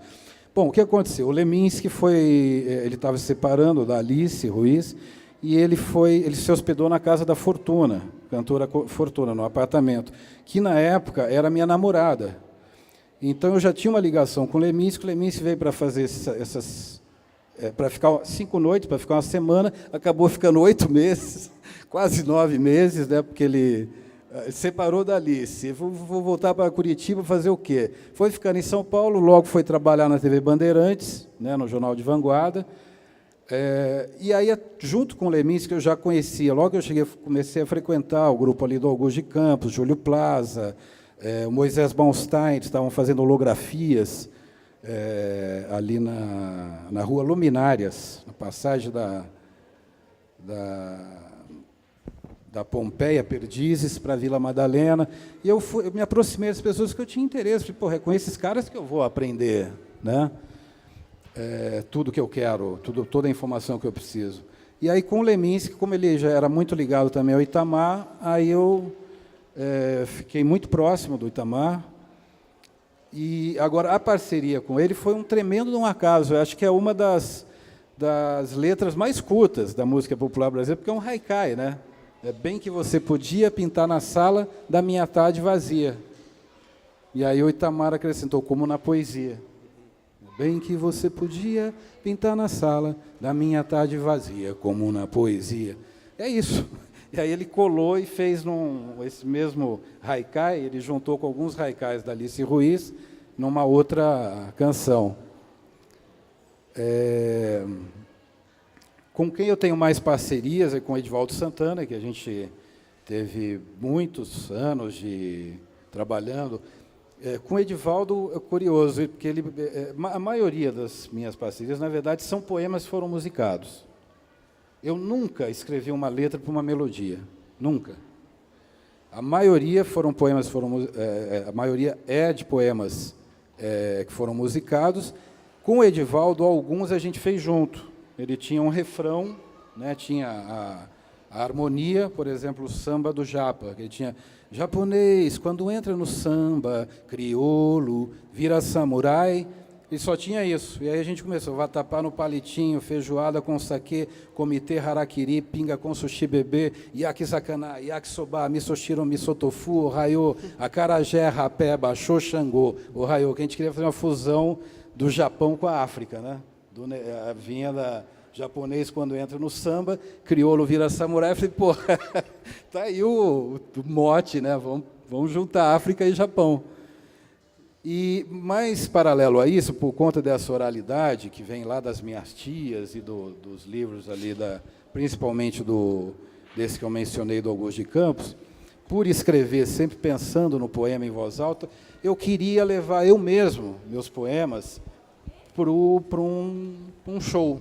Não queria um recital, não queria uma banda que fizesse um fundo musical e eu fizesse uma leitura linear, sabe? Eu queria juntar mesmo, quase... Eu não sou cantor, não tenho a menor vontade de ser cantor, né? Porra, num país com cantores tão maravilhosos, de Ney Matogrosso, a Cartola e as cantoras, então nem se fale, né?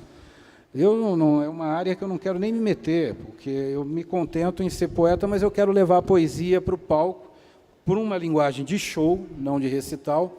Então, vim buscando essa linguagem quase próximo da canção, mas me mantendo eu no plano da fala. Né? Se você pegar esse... Tem gente que fala, não, mas você canta. Pode ser, fica ali no limite do canto e da fala. Mas, porra, eu não tenho voz de cantor, sabe? Não sou um cantor. Mas eu queria colar. É mais do que uma declamação e menos do que uma cantoria, né? É um intermediário mesmo, assim. Mas tem uma musicalidade na leitura. Um pouco como você mostrou aqui, né? Que faz ao ler textos de livros. Né? Uhum. Então, a partir daí, eu sempre com essa vontade, desde 90 quando eu lancei o LSD Nu, a gente, no Finnegan's Pub, que existe até hoje ali em Pinheiros, eu fiz com violão, com PP, uma coisa muito rudimentar, assim, mas já queria, mas não achava aquela linguagem, né? Até que, imagina, isso começou em 94, né? As tentativas. E eu fui gravar o primeiro CD em 2006, 94, 8 anos depois, né? Quer dizer, levou um tempo para conseguir desenvolver essa linguagem. Depois que eu gravei o primeiro CD, o Rebelião na Zona Fantasma, aí eu achei que, assim, ingenuamente, agora eu vou fazer show para caramba e tal, né? Vou conseguir manter a banda. E eu tenho consciência que é um trabalho, de poesia, é diferente. Embora as pessoas gostem, a gente já apresentou em praça pública para muita gente, no começo as pessoas estranham, então, pois elas vão ouvindo, percebendo, porque tem a música muito blues, o rock and roll, né, que pega bastante também. Mas eu achei que ia fazer bastante shows e conseguir manter a banda, porque se você não tem show, você não mantém uma banda. Os músicos são profissionais, eles vão tocar com outros, vão ganhar vida, né?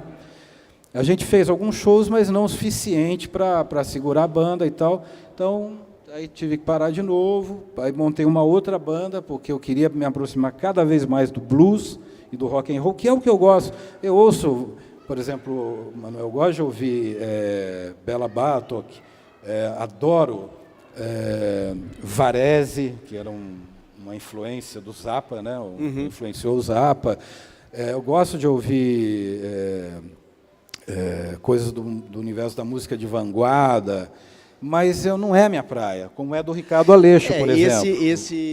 Esse disco aqui é predominantemente um disco de blues, né? Blues, mais do que rock blues, né? Ou, salvo engano meu, não sei. Me parece mais que a toada é do blues. E porque eu adoro, cara, John Lee Hooker. Porra, eu passo horas ouvindo John Lee Hooker, entendeu? B.B. King. Tem uma coisa ali das cadências. E para a poesia é ótimo, porque a cadência do blues... Bicho, você enfia 10 poemas nessas cadências. Claro que eu estou fazendo uma coisa bem primária, né? Mas o blues ele favorece isso, sabe? E então aí eu montei uma outra banda, né? Que é essa que a gente toca no CD agora, que passou a chamar Fracasso da Raça, a banda.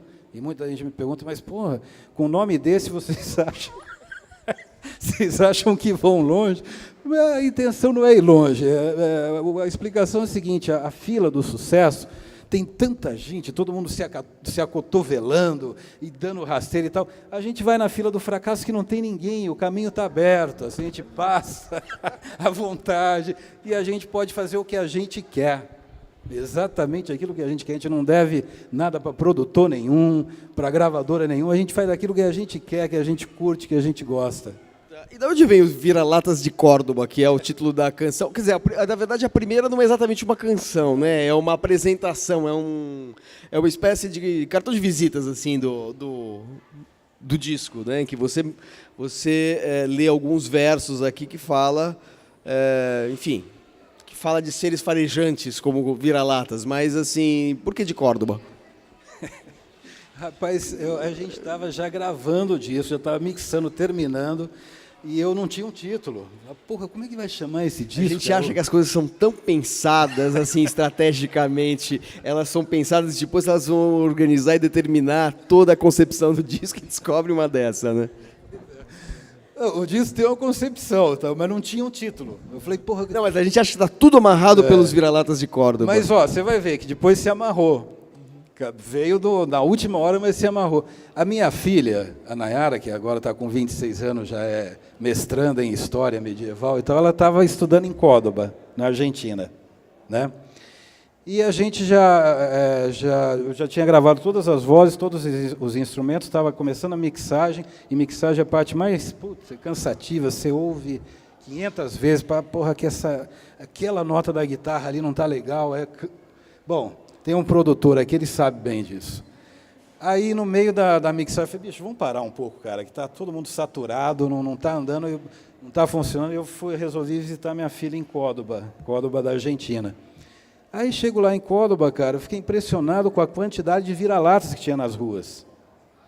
Eu não sei se alguém já foi para Córdoba e se percebeu isso. Muitos, Manuel, muitos. E eu comecei a perceber que são uns vira-latas bem cuidados, assim, para cachorro de rua, bem cuidados. Comecei a perceber que tinha nas esquinas, assim, as pessoas deixavam vasilhas com ração e com água. Parece que a cidade cuida dos seus vira-latas, né? E eu percebi também que tinha muita clínica veterinária. Eu falei, bicho, tem alguma coisa estranha nessa cidade aqui. E aí, porra, eu adoro vira-lata, né? Eu adoro, porra, eu me sinto um vira-lata, sabe? Eu não sou um de pedigree, eu gosto do vira-lata, da rua, dos vira-latas. E tanto que essa foto aqui é de um deles, essa foto é minha. É de um vira-lata de Córdoba? É de Córdoba. Esse é minha, eu fotografei com celular. E tanto que o Bruno Brum, que fez o projeto gráfico, eu mostrei para ele e falei, bom, deixa que eu estou pulando. É linda essa foto, né? Depois a gente vai... Aí não tinha o nome, cara, eu vira-latas. Porra, vira-latas de Córdoba, cara. Porra, vai ser esse o nome do disco. Falei, bom, mas aí vai entrar vira-latas de Córdoba, como assim? Não tem nada a ver com o disco. Aí eu resolvi escrever esse poema da abertura, né, que fala, eles saem solitários pelas ruas, trotando farejando, observando. São os primeiros a perceber que uma fina substância azulada circula pela cidade. Misteriosa? Exatamente. Fina substância misteriosa circula pela cidade. Circula pelos becos, pelas vielas, pelas veias da cidade. Ninguém ainda sabe seu nome, mas alguns já sentiram seu hálito quente por perto. Talvez seja melhor abrir as janelas. Talvez não haja mais tempo. Falei, pô, tá pronto. Agora a gente entra com o CD, que já entra pesado. Porra, achei a solução, nome, abertura, tudo. Num acaso total. Total. Ah, que ótimo. Legal. Você devia, na próxima edição, quando você for reimprimir o CD, coloca essa história, conta a história do projeto, que é bem interessante assim, para aclimatar a audição. Ademir, para a gente finalizar, e, por favor, se você alguma coisa que você acha fundamental a gente conversar aqui, você acha que ficou faltando, queria te perguntar como é que foi a sua experiência com a Coyote. Você teve mais de uma experiência como editor, né? Foi só a Coyote como revista, editor? Teve a Medusa. A Medusa também, é verdade. E teve a Can, que a Can é pouco conhecida. Qual que era? Essa eu não conheci. A Can ela foi feita também em Londrina. Cara, o Marcos Losnak, que é pouco conhecido, ele nunca saiu de Londrina, para mim é um gênio do design. Um gênio, cara. A característica gráfica da Coyote é uma coisa que as pessoas logo de cara sempre notam, né? O Marquinhos realmente é um gênio. E ele é muito na dele, ele fica lá em Londrina. A Can é de 89, por aí. Quando o Leminski morreu, a gente fez uma edição especial 89. Ela do final dos anos 80, tem muita gente, o Joca, por exemplo, o Joca Terron, fala, porra, para ele é um clássico. O Joca é muito ligado ao design, ele é designer também, né? As pessoas conheceram, piraram com a revista. Aliás, ele te editou, né? Na Ciência do Ocidente? Ele editou o Cinemitologias, exatamente. Cinemitologias, Cinemitologias. E a experiência com as revistas também é muito... Olha, a gente sempre foi ligado, né? Tinha um grupo começou na Londrina, né? Com a Can, sempre querendo mostrar o que, além do que a gente estava vendo, o que outros estavam fazendo. Quem eram esse grupo? Quem era? Era o Rodrigo? Em Londrina, na Can era Rodrigo Garcia Lopes, o Marcos Losnak, né? Que é poeta também, muito bom. Ele fica em Londrina e não faz questão muito de sair e tal, mas tanto designer gráfico como poeta. Aí tinha o Chico Atrito, o Calão, o Sumia, um grupo ali, a gente todos jovens, estudantes, universitários e tal. Né? Anos depois, a Medusa, que o Ricardo Corona, de Curitiba, conseguiu aprovar num projeto de fomento lá de Curitiba, 10 números de uma revista literária. Ele fazia com a Eliana Borges, mulher dele, artista plástica. Ele chamou eu e o Rodrigo para editar, né? Então ficou o núcleo para editar junto com ele. Ficou o Ricardo Corona, a Eliana, o Rodrigo e eu. Depois de 2 anos acabou a revista, o Rodrigo Losnak conseguiram aprovar a Coyote numa lei em Londrina, né, de fomento também à literatura. Agora, revistas de poesia, como as que você editou, elas têm uma característica diferente de uma revista de cultura. Sim. Como, sei lá, eu fui editor de uma revista chamada Cult, você conhece bem, porque você já esteve lá, né, já escreveu para lá, já foi publicado, já teve livros resenhados na revista Cult. É uma revista jornalística, de jornalismo cultural. A área que você conhece bem, você começou por aí, inclusive, como você nos contou aqui hoje. A revista de poesia, ou a revista literária, é diferente da revista de cultura.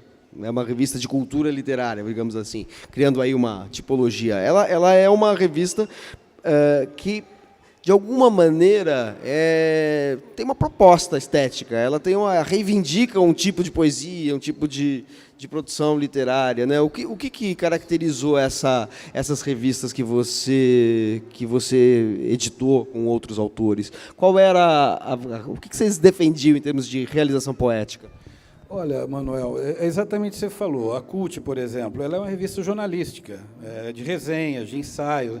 As revistas como a Coyote, a Medusa, ou outras, as ONGs, são revistas de criação, né? Você mostra a criação, poemas, contos, às vezes até pequenos ensaios, mas é de você mostrar, e não de resenhar, ter um pensamento crítico, mas de mostrar.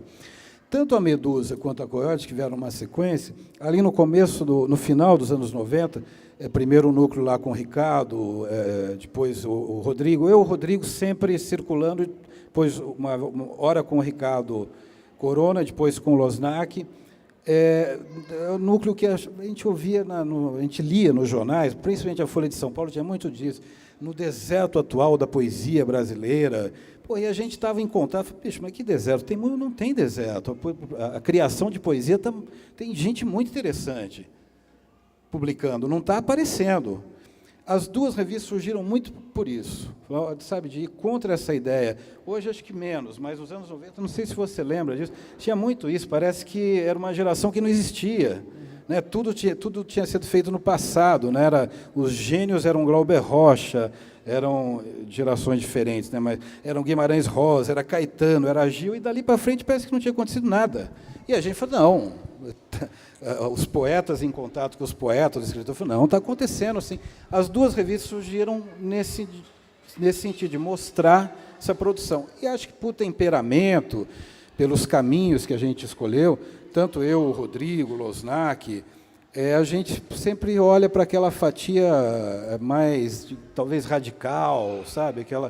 E a gente procurou, principalmente na Coyote, mostrar mais isso com um projeto gráfico bem característico do Losnak. A gente nem opinava, porque eu, o Rodrigo, pelo Losnak, nessa coisa de linguagem gráfica, a gente deixa na mão dele, que está muito, muito bem, sabe?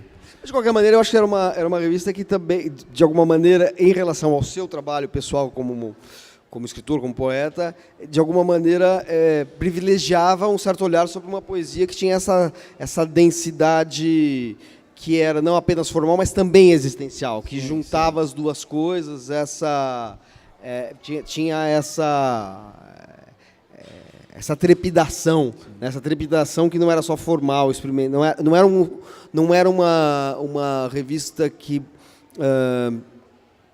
se voltava mais para um experimentalismo mais cerebral da poesia, como talvez tenha sido a poesia que derivou da poesia concreta, embora a poesia concreta esteja presente em alguns elementos da sua poética. Mas é um outro tipo de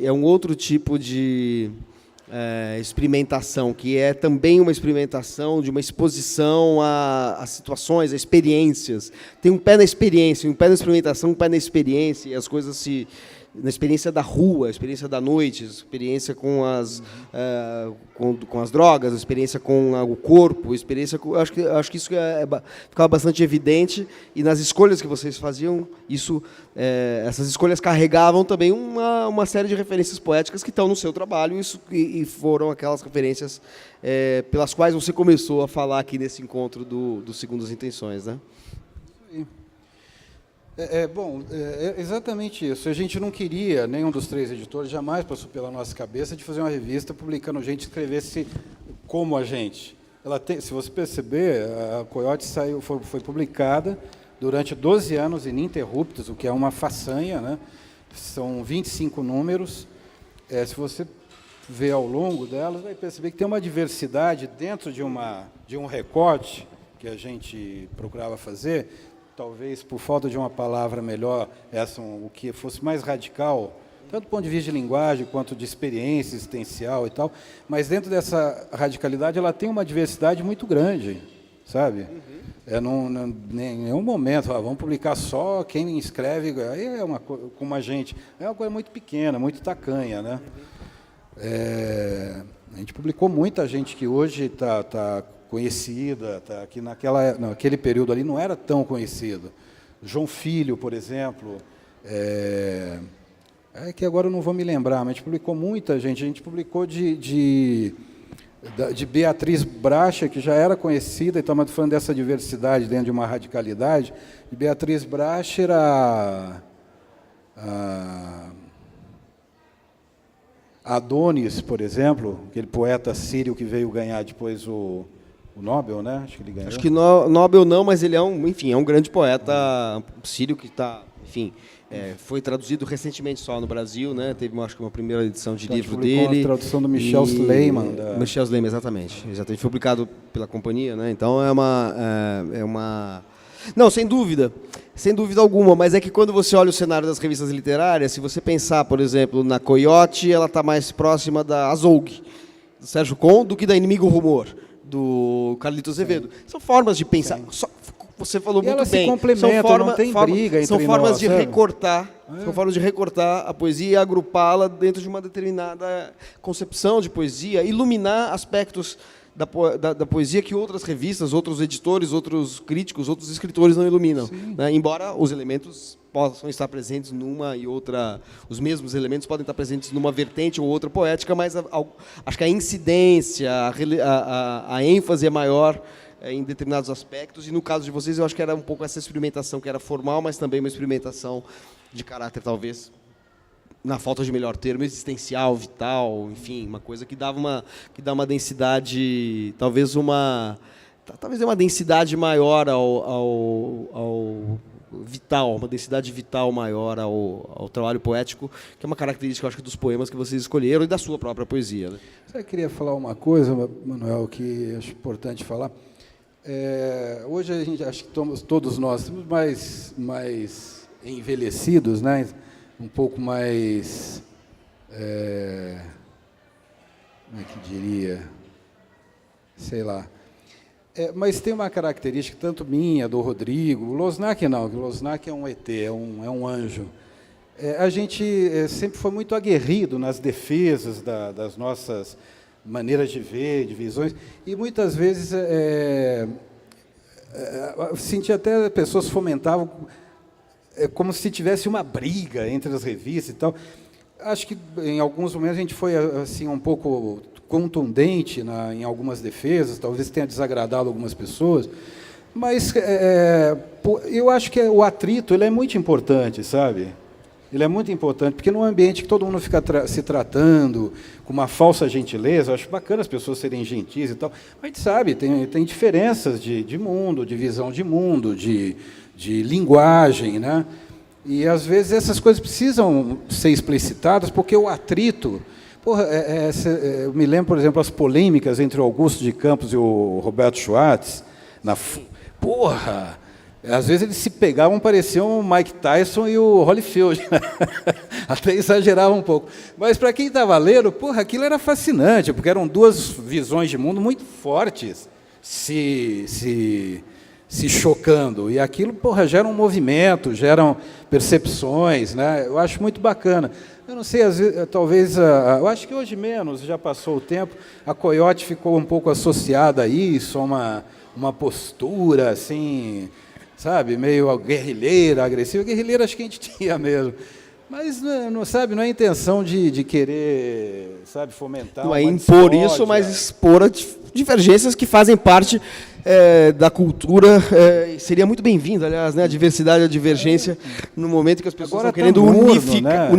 Está morno e estão querendo, né, quando há divergência, a ideia é, enfim, converter o adversário ou eliminá-lo, né? Então, politicamente não. Politicamente, aí a gente está vivendo um momento em que essa ideia de conviver até com o atrito, até conviver com a divergência contundente, como você falou, é uma coisa que a gente não tem assistido, né? Um fenômeno que a gente tem assistido, infelizmente. Mas, enfim, a história é cíclica, né? Daqui a pouco volta acho que esse ímpeto que você sempre manifestou no seu trabalho pessoal e como editor de revistas literárias, também eu acho que, em dado momento, acho que a gente vai poder voltar a ter isso, porque é bom, né? Porque é interessante, porque é importante, porque é algo que nos deixa...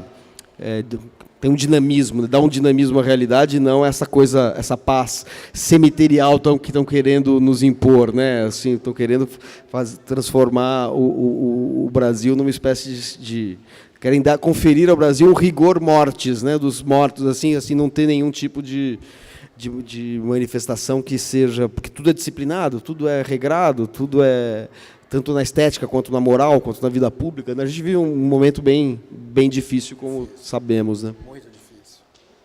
Perfeito. Bom, a gente está acabando aqui mais um encontro de Segundas Intenções, agradecendo ao Ademir Assunção pela presença dele aqui. O Ademir é um escritor, um poeta, romancista, que, apesar dele falar que não escreve romances, é um prosador, que merece ser muito lido.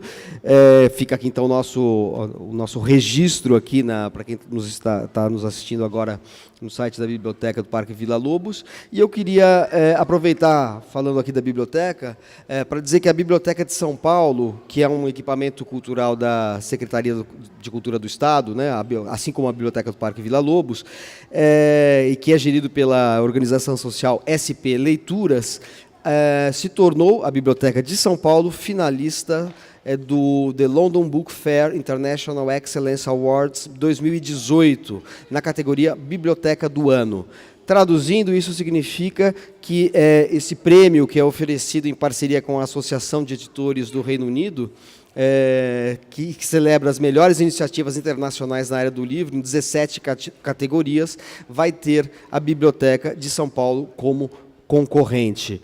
Então, na verdade, já é uma premiação para a Biblioteca de São Paulo, que é uma biblioteca que tem esse trabalho complementar aqui, em conjunto com a Biblioteca do Parque Vila Lobos, de onde a gente fala nesse momento, mas a Biblioteca de São Paulo, então, já é finalista, já pode-se dizer que ela é vencedora, já é premiada, no sentido de que ela é finalista de um dos mais importantes prêmios que contemplam aí a atividade de estímulo à leitura, promovido por essa instituição inglesa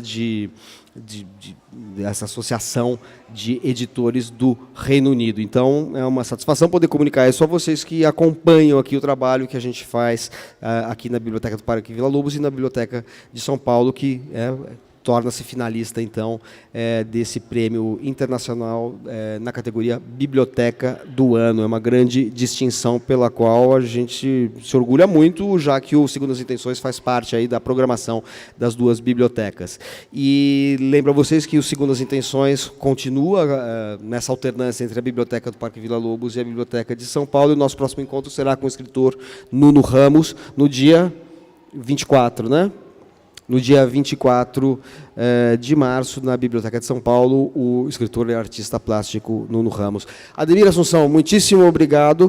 Por favor, agora eu me calo para você se despedir aqui de nós, porque eu já dei o meu recado aqui institucional, porque é importante por causa desta premiação aí que contempla a Biblioteca de São Paulo. Obrigado pela sua presença aqui. É um grande prazer sempre reencontrá-lo. Por favor. Eu que agradeço a oportunidade de a gente poder estar falando, refletindo, divulgando as ideias e tudo, sempre bacana. Eu aprendi ao longo da vida a respeitar isso. Às vezes a gente tem um público enorme, às vezes tem se tiver uma pessoa, essa pessoa merece todo o respeito, porque está ali interessada. E a gente, né, vai avançando na vida, a gente aprende algumas coisas, né? Mas eu queria aproveitar, finalizar aqui, sábado que vem, eu vou estar apresentando o show Vira-Latas de Córdoba, no Sesc Belenzinho, às 21 horas, sábado, dia 17. É um trabalho, quem não conhece, com poesia e música. A gente tem um músico que já tocou comigo, o Daniel Zafran, no teclado, mas que está se incorporando à banda, né? Essa banda, agora a gente está com teclado, baixo, guitarra e bateria, que vai dar mais corpo. E gostaria muito de convidar todos vocês conhecessem esse trabalho, que é muito bacana. Sábado que vem, dia 17, no Sesc Belenzinho, 21 horas. Ok, 17 de março agora desse mês no qual nós falamos, né? Isso é bom registrar, porque como tem a gravação aqui, é 17 de março de 2018, porque às vezes na internet, é engraçado que na internet às vezes falam as datas, assim, o dia do mês, da semana, e você não sabe que ano é, né? Então é bom falar. Então estamos no dia 17 de março de 2018, estaremos, né, lá no Sesc Belenzinho para ouvir Ademir Assunção com os Vira-Latas, com a banda Fracasso da Raça, interpretando as faixas do disco de poesia, blues e rock de Vira-Latas de Córdoba. Perfeito? Valeu, obrigado. Obrigado.